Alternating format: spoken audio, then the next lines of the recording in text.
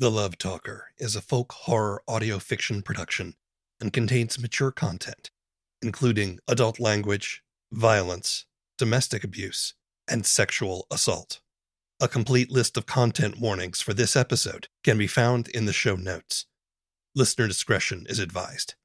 For the best audio experience, we recommend listening with headphones.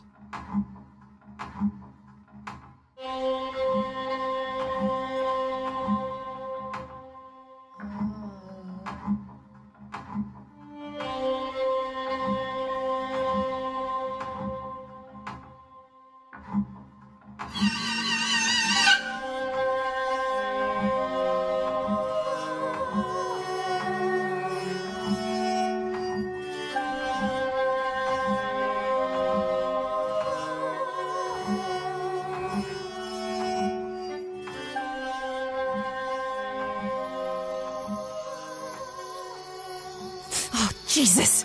Who?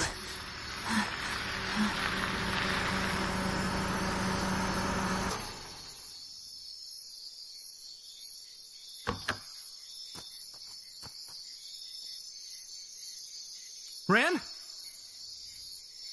Tyler? I found you! What? How did you... What are you doing? What's going on? We have to go. What? Now, get in the car! Oh, wait, I don't understand! Get in the car! Yes, okay. Anything you want. In the muzzle flash, I see the man who fired, one of the locals, in overalls. But he's wearing a crude, hooded mask. It's painted white with huge, staring eyes like an owl.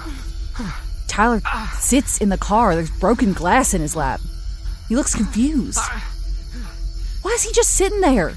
Stop! Tyler flinches, raises his hands as the back window blows out. The birdshot grazes his ear, his cheek, leaving streaks of blood. But he just sits there. Owlface reaches into his pocket, reloading. Ren! What? Come on, run! Now! Okay! There's only one way to run, back into town. The church is lit from within, an ancient tower looming over us. The front doors swing open. The townspeople come rushing out. They're all wearing masks made to look like animal heads or demons or strange primal shapes. There, behind them, is the tightly wound shape of Sister Ginevra, her face masked by the image of a pale woman with 6 eyes and adorned with curling antlers. All right, come on. I grab Tyler's wrist, pull him into the darkness between the general store and the hostel. Get down. Quiet.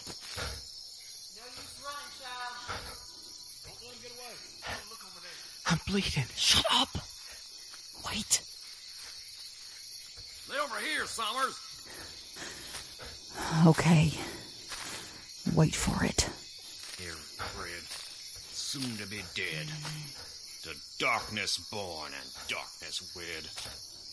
Evil Mountain's child, saved by doctor's guile, into deception led.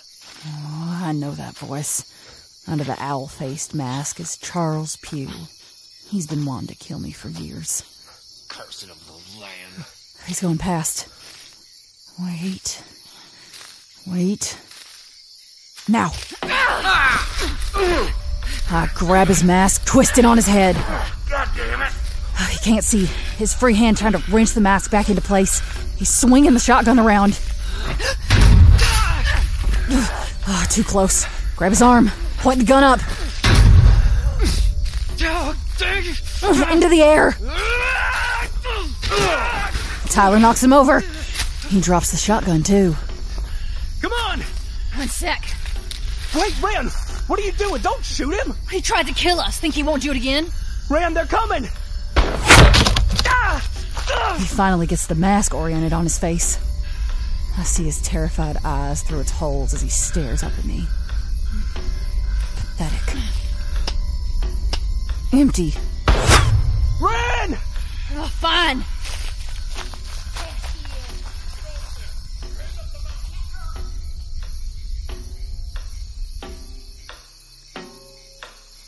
We're running full tilt up the mountain, away from town and the people.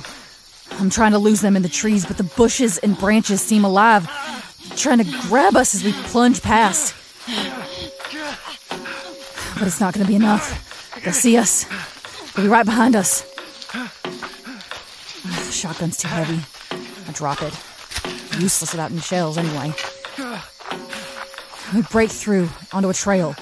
The one that leads away from town, up the mountain toward the ridgeline, toward the fire pit where I found Janet's burned clothes. I expect to see masked people with axes and rifles waiting to meet us, but there's no one. And I see why. There's a fire. Flames lick up the walls of the doctor's house. Fire that strong will take the whole house. The townsfolk are rushing to keep it from spreading, getting water from the pump house. Good. Come on.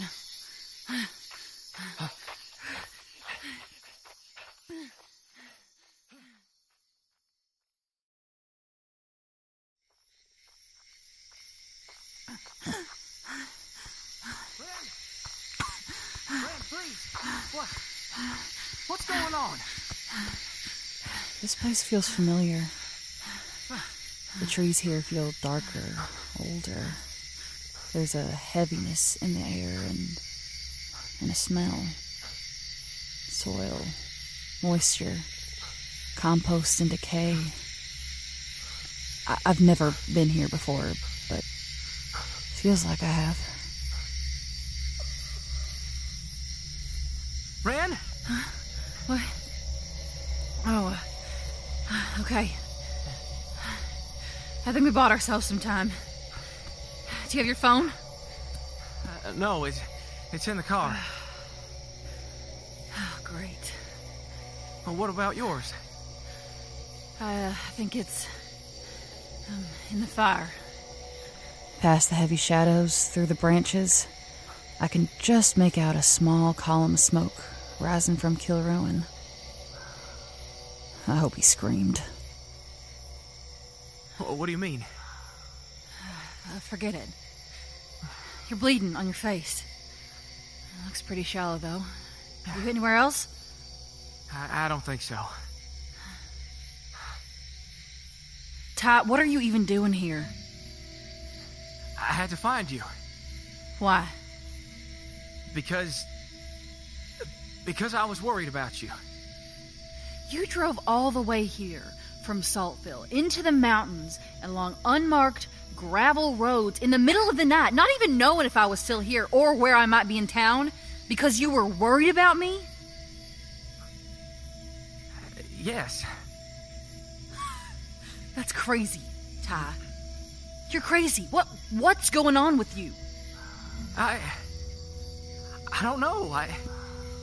Please, don't be angry with me. I think about you all the time. I just wanted to talk. I can't deal with this right now. This same old shit. Stop. Just stop. Okay. He stares at me, wounded, like a kicked puppy. He disgusts me. Ty was never like this before we... I'm trying to figure something out, okay? Is that an old building? Where? There. That looks like a wall and a broken window. It's hard to make out in the dark, but I see it. In the shadows, overgrown. A fallen house. Made of stone. Big. Maybe it had been fancy in its day. There's something about this place. Ren. He tries to take my hand. Don't. What is wrong with him? I don't understand what's happening. We have to get out of here. We have to call the police. I was trying to do just that when you showed up. Only now they've probably disabled your car too. Why are they trying to kill you? Because I reckon he's your father. You are cursed more than you know. Ren? want to look around. We shouldn't stay. They could be coming. Where are we gonna go? There's gotta be another trail down the mountain, doesn't there? No. I want to look around.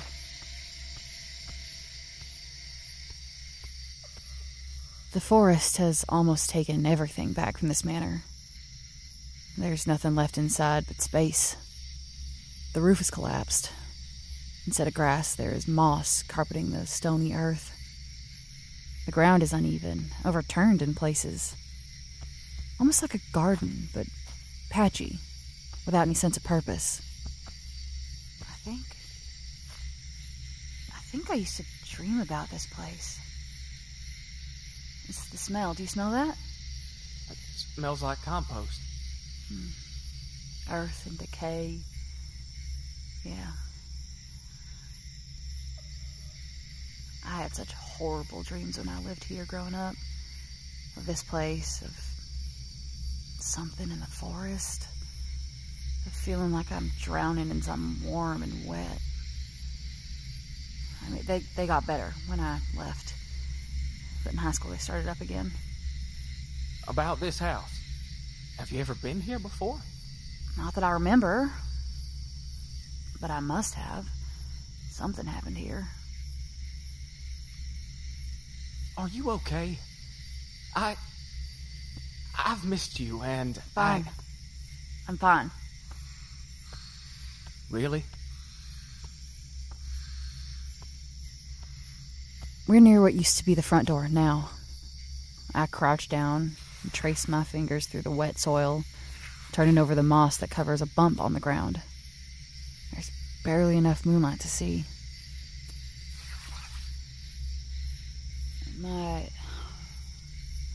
My first mother, not Mama Hannah, but the one who looked after me here, she beat me, with sticks and belts. Ran. The soil gives way. I only have to scratch down a little bit to find it. Slender length of bone. Only a few inches long. Another identical one right next to it. Tiny arm bones. I'll move a little more earth. Oh. Little fingers.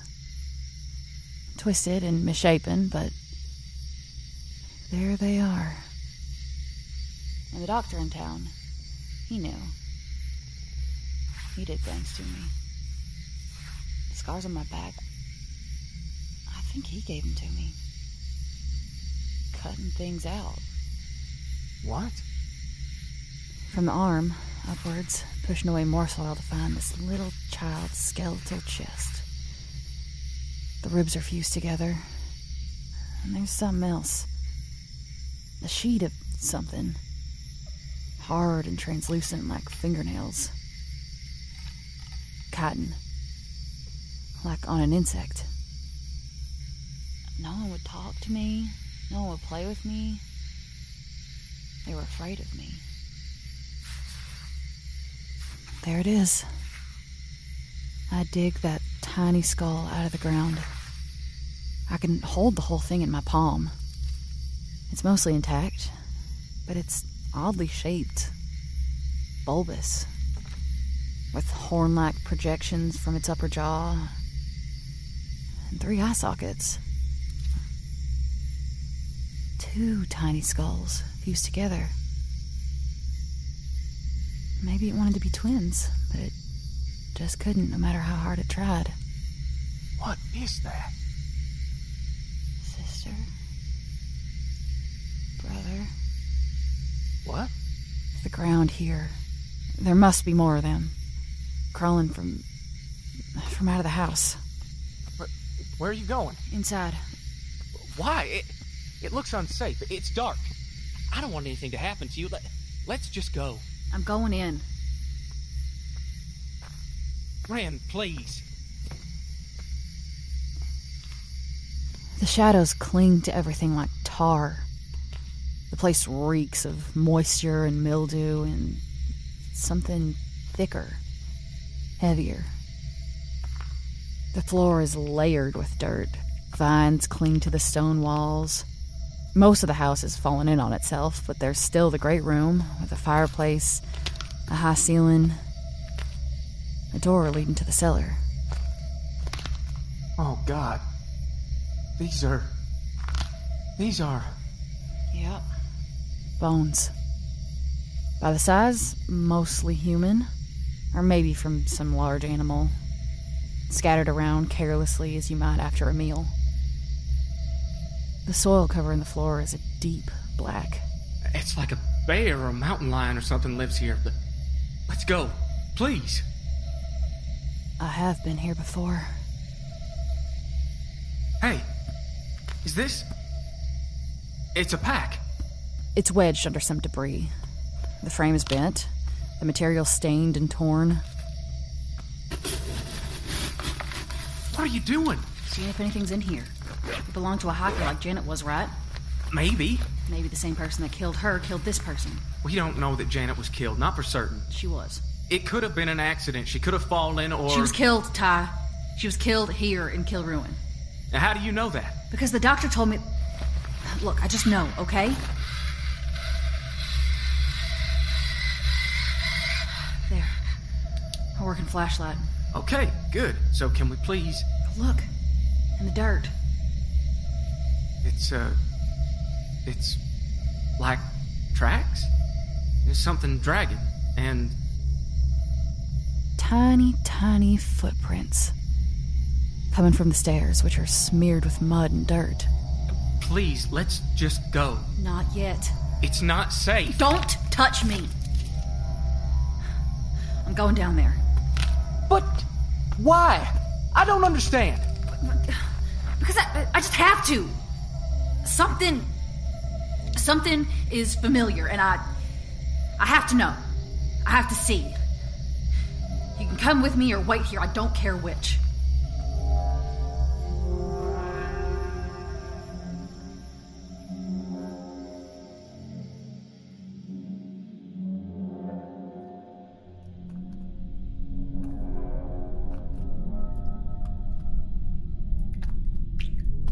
The stone stairs are stained and scratched. Things have crawled up these steps. The air is thick. Mold. Rot.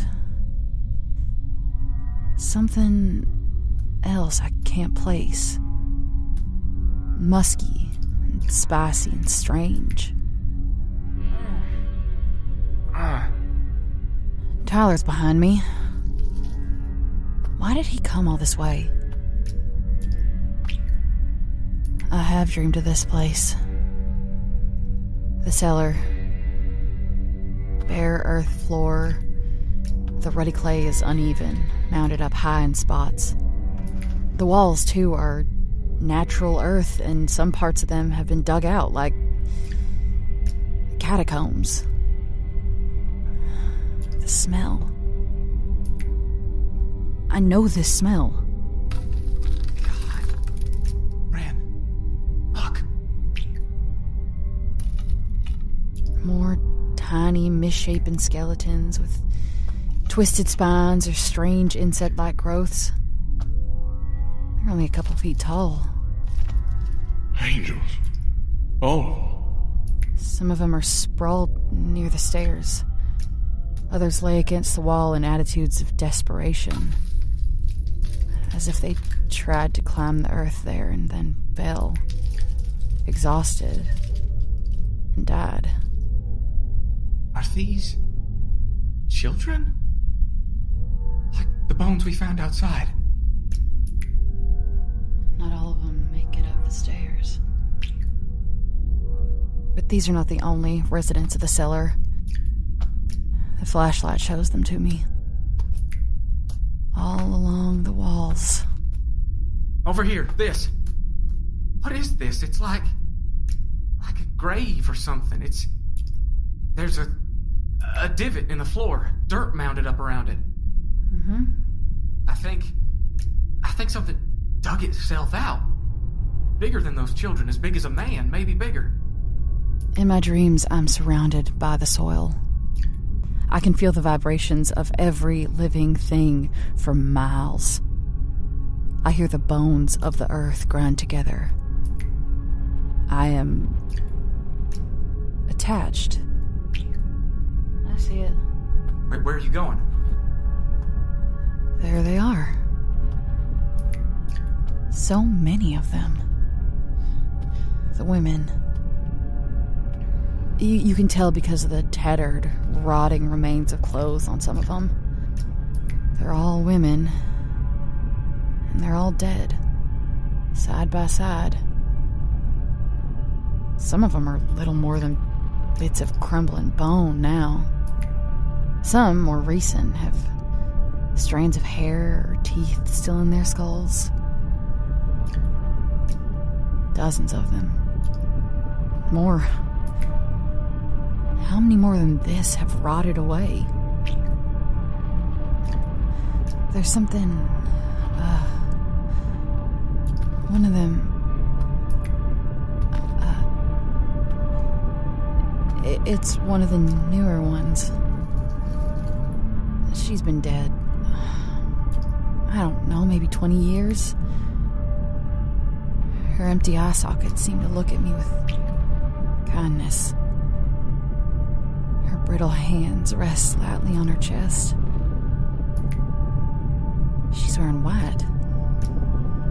There's moldering lace trim. The belly of the dress is torn open. Ragged edges hanging wide. Stained. Torn from the inside. Scratches in the earth leading away. And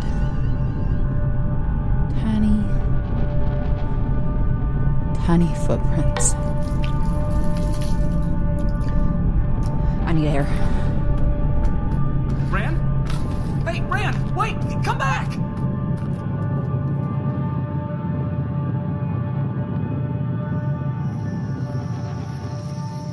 Wait! Please! Okay, so... Janet... They burned her. He didn't bring her here. Why not? He leans into me, placing his hands on my shoulders. I let him this time. I don't understand any of this.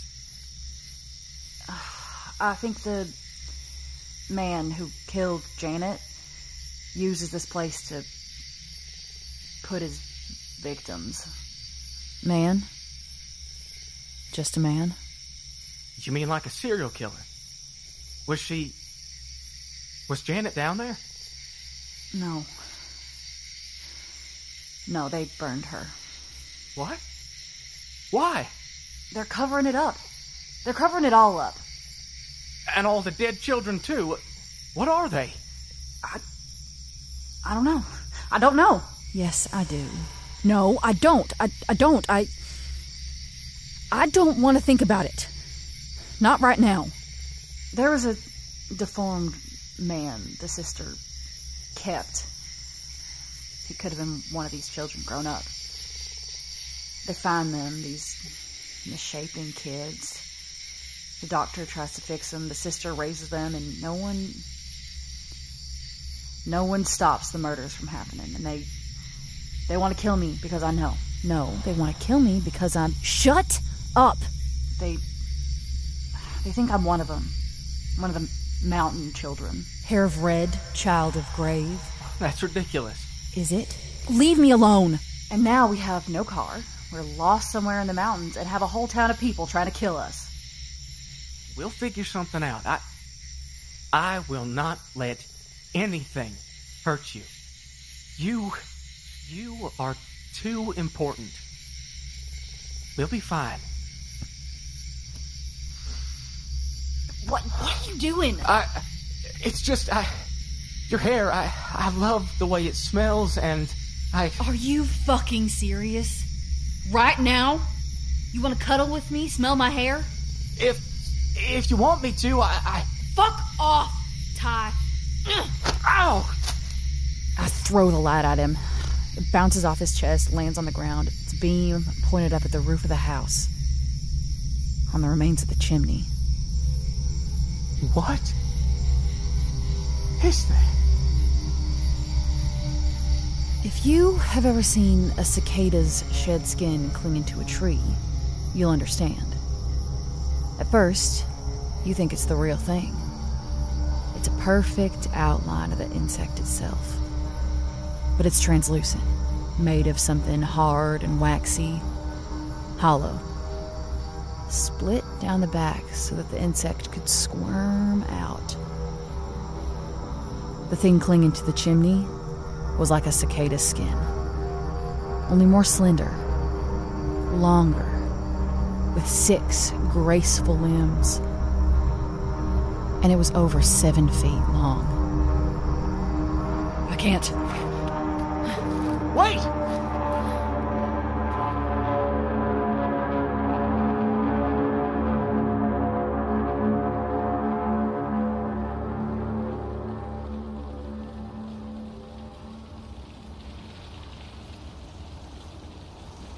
Look at that view. I'm at the top of Heartsore Drop. I don't know why I remember that name, but I do. Sister Ginevra hated it, but wouldn't stop talking about it. It rises over the church, looks down on the whole town. I think I remember looking up at it from there in the churchyard. And never from this angle.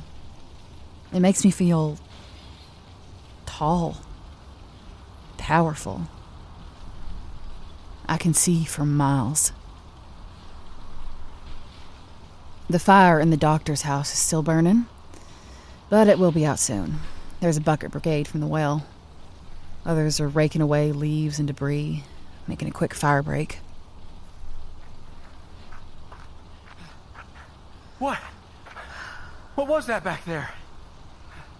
They call him the gentleman, the jarfly man, the gancanner, the love talker. I don't know. Can we just sit down and rest for a minute? All right.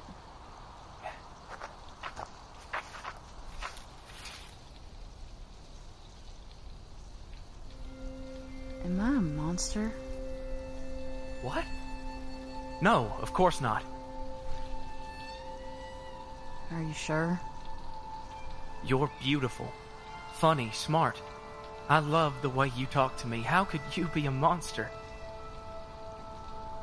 What's strange is, if I was a monster,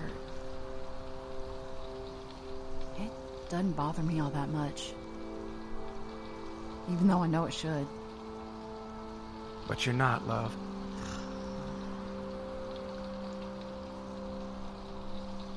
Did I kill Frankie?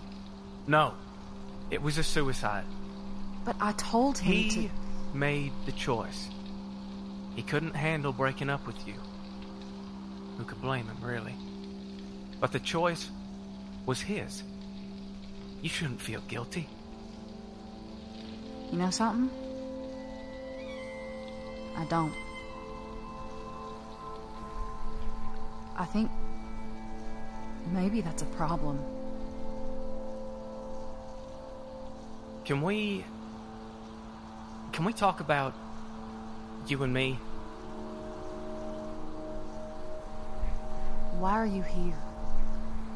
I told you, I was looking for you. Yes, but why? I was worried. Not good enough. What do you mean? Did you tell anyone you were coming? Your dad? No, I just got in the car and Did you know where you were going? I had GPS until I got into the mountains. So you had no plan and told no one. People worry, Ty, sure. But worrying is staying home and thinking about the other person. Maybe calling them occasionally or texting. But they don't do what you did. Why are you here? Because I can't be without you. Because there's this voice in my head that hums your name over and over. I close my eyes. I see you.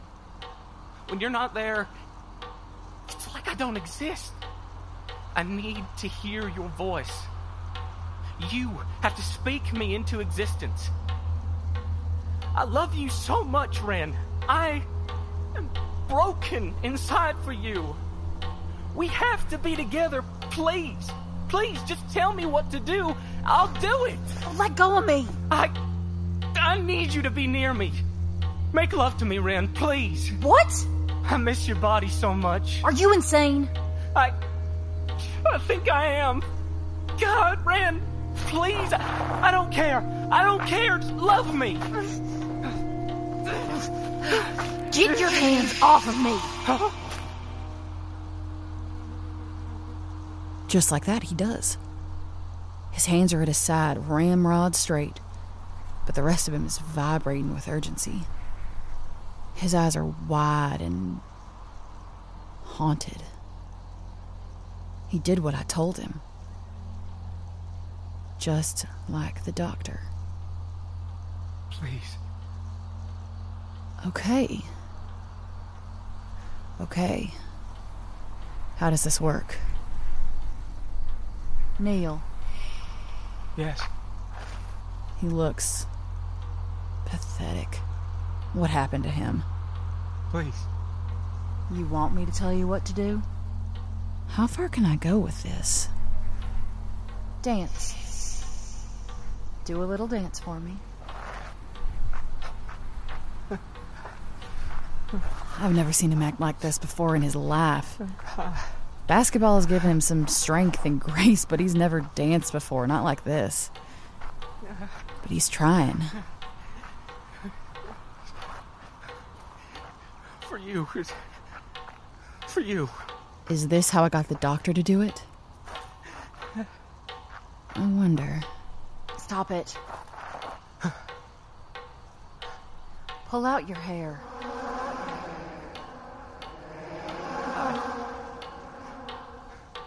Ren, please. His hands are trembling as he reaches for his head. He won't. Will he? Pull out your hair. His fingers curl into his shaggy brown locks. Is he really gonna do it? He's pulling as hard as he can, head shaking, arms trembling until... Hunks of his hair come free in his fingers. He opens his hands and it spills out onto the ground at his feet. I love you, Ren. He's going back for more. Stop! Stop! Stop.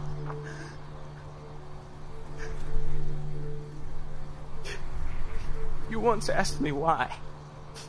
In all our years of friendship, I never tried to get romantic with you.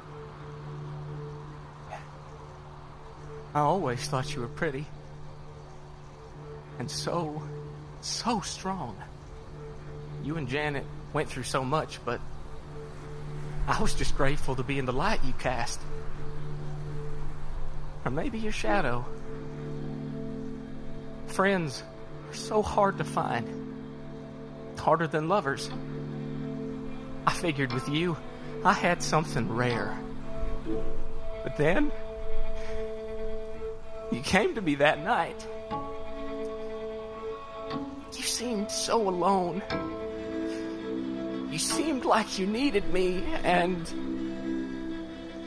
you asked me to kiss you, and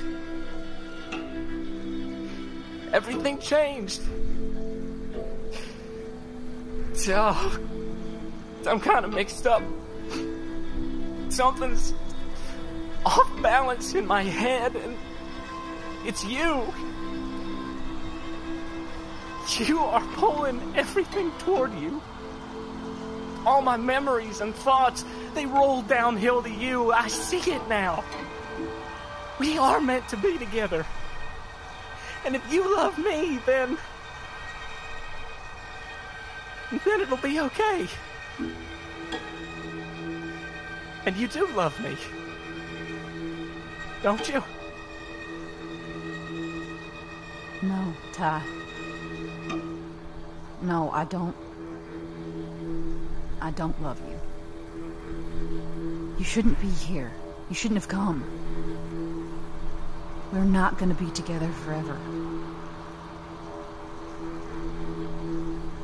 Oh. Look, we'll get away from here somehow. Get back to Saltville, settle all this, and you'll get over me. No. I won't. How can I? I'm sliding down a hill toward you. My beautiful, beloved monster. Wait. I'll love you forever. Stop. Forever and ever and ever and ever and ever. Stop! And ever and ever and ever. Too late.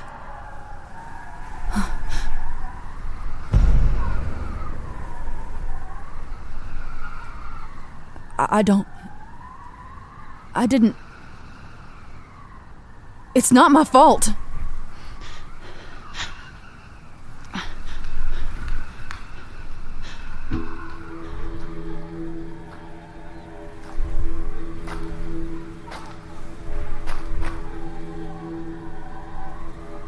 Does it worry you what he did? He was too far gone to save.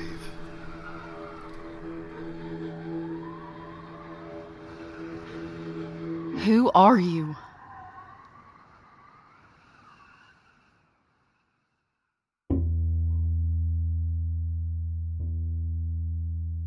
The Love Talker Episode 8, Cradle, was written, directed, and sound designed by W. Keith Timms, engineered and composed by M.T. Goins, featuring Lev Rodriguez Shivers as Ren, Jon Kava as Tyler, Will Sankuer as Charles, W. Keith Timms as the Love Talker, and members of our ensemble, including Thomas Diaz, Diana Helen Kennedy, Philip Kraaijenhof, Chelsea Krause, Erin B. Lillis, Kelsey Painter, Anthony Proctor, and Will Sankuer.